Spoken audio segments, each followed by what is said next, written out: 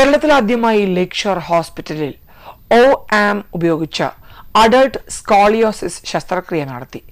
നട്ടെല്ലിന്റെ അസ്വാഭാവിക വളവിനെ തുടർന്ന് പ്രയാസത്തിലായിരുന്ന അധ്യാപിക പ്രതീജ പി ചന്ദ്രനാണ് ശസ്ത്രക്രിയയിലൂടെ സുഖം പ്രാപിച്ചത്. ശസ്ത്രക്രിയ ചെയ്യുന്ന ശരീരഭാഗത്തിന്റെ ഉന്നത നിലവാരത്തിലുള്ള 3D ചിത്രങ്ങൾ ലഭ്യമാകുമെന്നതാണ് OAM സാങ്കേതികവിദ്യയുടെ പ്രത്യേകത. നട്ടെല്ലിന്റെ അസ്വാഭാവിക വളവ് കാരണം നിൽക്കുന്നതിനും നടക്കുന്നതിനും വലിയ പ്രയാസം അനുഭവിച്ചിരുന്ന അധ്യാപികയായ പ്രീതിജയാണ് ശസ്ത്രക്രിയയിലൂടെ പുതുജീവിതത്തിലേക്ക് എത്തിയത്.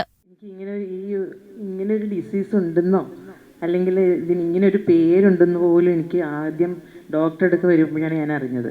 ഒരു 2 വർഷം മുൻപാണ് ഈ ഡോക്ടറെ അടുക്കൽ ആദ്യമായിട്ട് വരുന്നത്. അപ്പോൾ ഡോക്ടർ സർജറി പറഞ്ഞെങ്കിലും ആ ഒരു സമയത്ത് നമ്മളതിന് പ്രാപ്തയല്ലായിരുന്നു. മെൻ്റലി ഞാൻ ഒട്ടും വില്ലിങ് അല്ലായിരുന്നു. ഇങ്ങനെ വലിയൊരു സർജറി എന്ന് പറയുമ്പോൾ എനിക്ക് ഉൾക്കൊള്ളാൻ ബുദ്ധിമുട്ടുണ്ടായിരുന്നു. അങ്ങനെ 1 വർഷം ഞങ്ങളതിനെക്കുറിച്ച് ആലോചിച്ചു.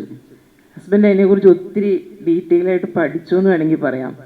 അങ്ങനെ ഹസ്ബൻഡിൻ്റെ നിർബന്ധമായിരുന്നു. മുൻകാലങ്ങളിൽ അഡൾട്ട് സ്കോളിയോസിസ് ശസ്ത്രക്രിയയ്ക്ക് ഇന്ത്യയിൽ ചികിത്സാ സൗകര്യം കുറവായിരുന്നു, പ്രത്യേകിച്ച് 50 വയസ്സിന് മുകളിലുള്ളവരിൽ. ശസ്ത്രക്രിയ വളരെ സങ്കീർണമായിരുന്നതാണ് കാരണം. OAM സാങ്കേതികവിദ്യയിലൂടെ നട്ടെല്ലിന്റെ ഘടന തത്സമയം കൃത്യതയോടെ കാണാൻ കഴിയുമെന്ന് ഓപ്പറേഷന് നേതൃത്വം നൽകിയ ഡോക്ടർ R. കൃഷ്ണകുമാർ പറഞ്ഞു.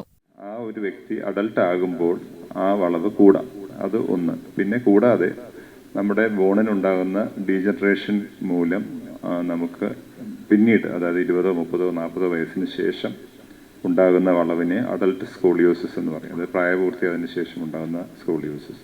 പിന്നെ പൊതുവെ സ്ത്രീകളിൽ ഇത് കൂടുതലായി കണ്ടുവരുന്നുണ്ട്. അതായത് മെനപ്പോസ്, അതായത് ആർത്തവവിരാമത്തിന് ശേഷം അസ്ഥിയുടെ സാന്ദ്രത കുറഞ്ഞിട്ട് സ്കോളിയോസിസ് കൂടുതലായി കണ്ടുവരുന്നുണ്ട്. രോഗികൾക്ക് ഏറ്റവും ആധുനികമായ ചികിത്സാ സൗകര്യങ്ങൾ കുറഞ്ഞ ചിലവിൽ ലഭ്യമാക്കുക എന്നതാണ് തങ്ങളുടെ ലക്ഷ്യമെന്ന് മാനേജിംഗ് ഡയറക്ടർ SK അബ്ദുള്ള പറഞ്ഞു. വാർത്താസമ്മേളനത്തിൽ group COO Lakshman Sethuraman, medical superintendent Surtaram Vishnoi തുടങ്ങിയവർ പങ്കെടുത്തു. ജീവൻ ന്യൂസ്, കൊച്ചി.